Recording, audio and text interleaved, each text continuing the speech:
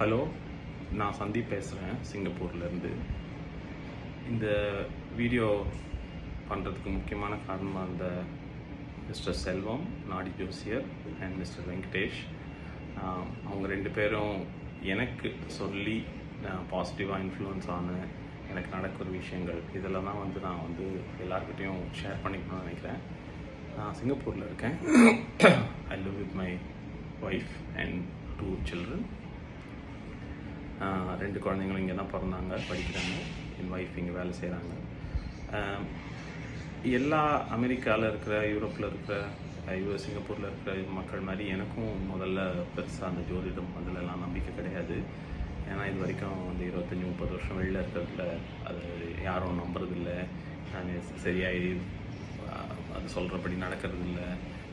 அதெல்லாம் சும்மா ஒரு மேலோட்டமாக சொல்கிறது அப்படின்ற ஒரு விஷயந்தான் இருந்துச்சு.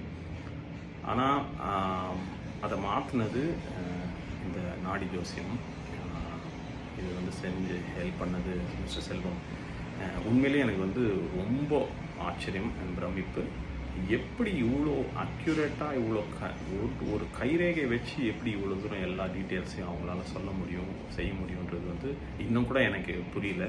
பட் அதுதான் இயற்கை, என் கடவுளோட சித்தம்னு நினைக்கிறேன்.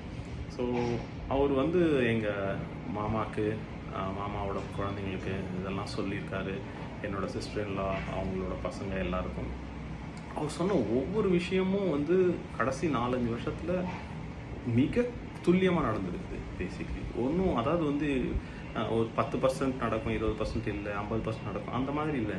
சொன்னதெல்லாம் இது இப்படி தான் நடக்கும், வேலையில் இப்படி தான் நடக்கும், வாழ்க்கையில் இப்படி தான் மக்களோட உறவில் பிரச்சனை வரும், இந்த இதில் நீங்கள் தீர்வு காணணும், நீங்கள் இங்கே போகலாம், இந்த சொல்கிற விஷயங்கள் எல்லாமே நடந்திருக்கு.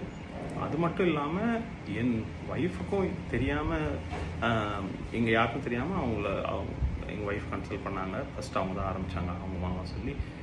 அதுவும் ரொம்ப அக்யூரேட்டாக இருக்குது. இது வரைக்கும் நடந்த விஷயங்கள், இப்போ நடக்கிற விஷயங்கள், இதுக்கப்புறம் நடக்க போகிற விஷயங்கள் தெரியலனாலும் இது வரைக்கும் நடந்தது, இப்போ நடந்துட்டுருக்கிறது எல்லாமே அவ்வளோ துல்லியமாக சொல்கிறாரு, கணிச்சிடாரு. அண்ட் அவர் எனக்கு ரொம்ப பிடிச்ச விஷயமே ஒரு மேலோட்டமாக பறந்ததாக ஒரு ப்ராடாக சொல்லிட்டு போகிறாங்க கிடையாது. ரொம்ப துல்லியமாக, அதாவது இந்த வேலை இந்த சைடில் இருப்பீங்க, இந்த வேலையில் முழுவீங்க, இது முடியாது, உறவுகளில் இந்த பிரச்சனைகள் இருக்கும், இதை நீங்கள் இது சரிப்படுத்திக்கோங்க. அதே மாதிரி ஆஃபீஸ்லேயோ இல்லை பிஸ்னஸ்லேயோ இல்லை நீங்கள் ஹெல்த்து முக்கியமாக இதில் என்னென்ன ஃபோக்கஸ் பண்ணணும், என்ன பண்ணணும். ஸோ இந்த மாதிரி பல விஷயங்கள் ரொம்ப அக்யூரேட்டாக அந்த